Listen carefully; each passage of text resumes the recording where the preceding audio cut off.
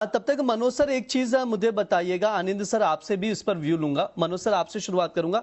Bank of America की technical जो department है, एनालिस्ट है, वहां के कुछ रिपोर्ट्स रिलीज किए हैं गोल्ड के प्राइसेस को लेकर। उनका कहना है कि अभी जो प्राइसिंग है यहां से डेथ क्रॉस बन गया है गोल्ड में, यानी यहां से प्राइसेस और गिर सकते हैं। उनका कहना है कि 3800 के करीब एक अच्छा सपोर्ट है, अगर वो टूटता है तो 3600, अगर वो टूटता है तो $3200 के आसपास भाव जा सकता है। मनोज सर, सबसे पहले मैं आपसे राय लूंगा, क्या पॉसिबल है $3200 के आसपास भाव जाना? कह रहे हैं 2011 और 1980 जैसी सिचुएशन गोल्ड में बनती हुई नजर आ रही है। ये बैंक ऑफ अमेरिका के टेक्निकल एनालिस्ट का कहना है। मैं आपसे भी व्यू जानना चाहूंगा सर, आपका क्या नजरिया है? देखिए, असंभव किसी भी मार्केट में कुछ भी नहीं होता है। जब वहां पे कोई भी असेट क्लास में पैनिक बनता है या पैनिक सेलिंग आती है तो गिरावट बिल्कुल जो है देखने को मिलती है।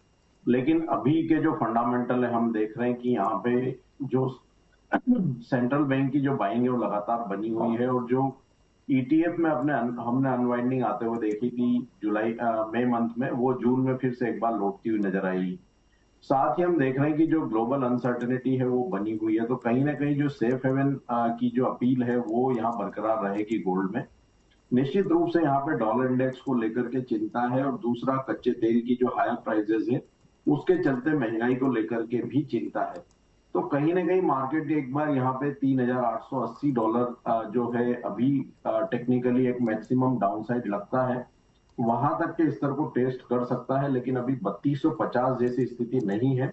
यह तभी पॉसिबल होगा जब डॉलर इंडेक्स 105 अंकों के स्तर को पार कर जाए, कच्चे तेल की कीमतें $100 के ऊपर सस्टेन हो, और फेड की तरफ से वहां 2 से 3 रेट हाइक देखने को मिले।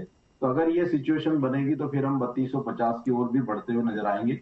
लेकिन वर्तमान में अभी ऐसी सिचुएशन नहीं है इमीडिएटली कि हम वहां तक की जो कीमतें हैं वो आती हुई नजर आए। तो 3880 हमारा मानना है कि एक हाल फिलहाल के फंडामेंटल को देखते हुए मैक्सिमम डाउनसाइड रह सकती है।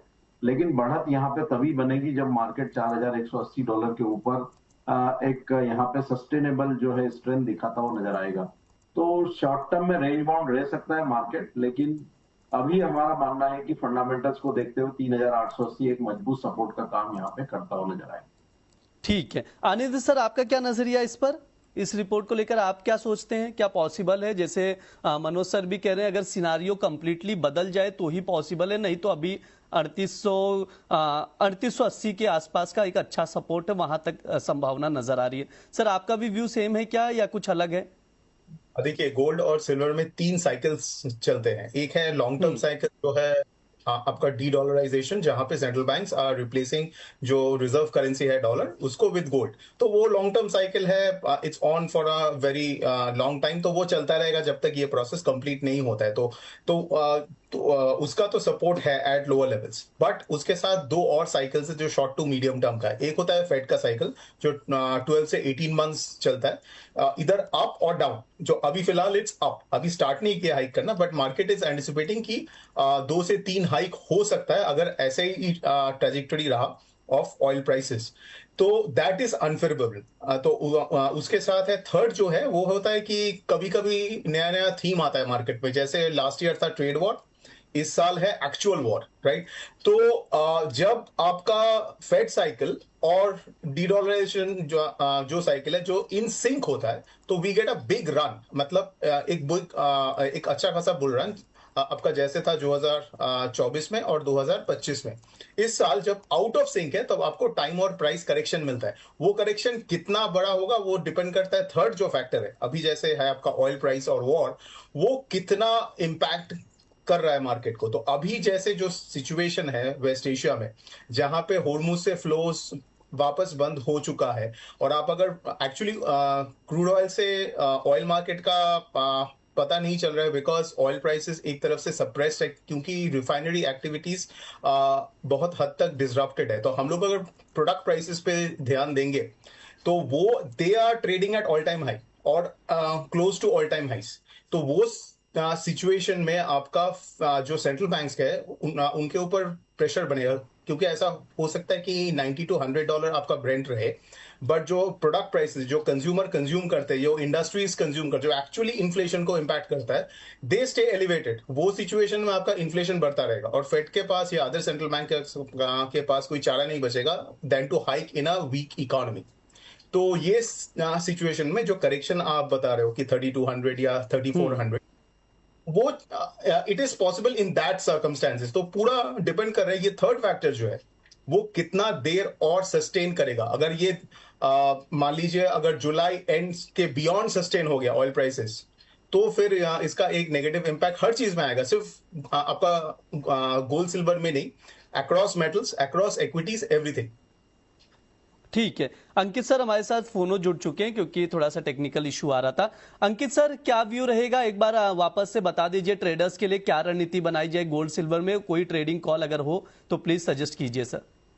बिल्कुल, लास्ट वीक अगर हम बात करें तो यहाँ पे हमने 1,40,800 पे हमने बाय रिकमेंड करा था, और उसके बाद अगर मैं आज इंटरडे की अगर बात करूं तो 1,40,800, अगर कोई भी गिरावट मिलती है 400-500 पॉइंट की तो यहाँ पे खरीदारी करके चलिए। स्टॉप लॉस यहाँ पे 1,39,800, मतलब जो फ्राइडे का लो है वो काफी क्रूशियल हो चुका है, उसका स्टॉप लॉस मेंटेन करिए। मुझे लगता है एक बाउंस बैक देखना मिलेगा और 1,43,000 तक के टारगेट्स यहाँ पे देखने को मिल सकते हैं। वहीं अगर मैं चांदी की बात करूं तो चांदी के अंदर $54 का मेजर सपोर्ट है। जब तक $54 का लेवल नहीं ब्रेक करता है तब तक मुझे नहीं लगता कि कोई बहुत बड़ी गिरावट यहाँ पे देखने को मिलेगी। वापस से बाउंस बैक करता है वो हो सकता है 59 और $60 की तरफ ये ट्रेड करता हुआ नजर आए।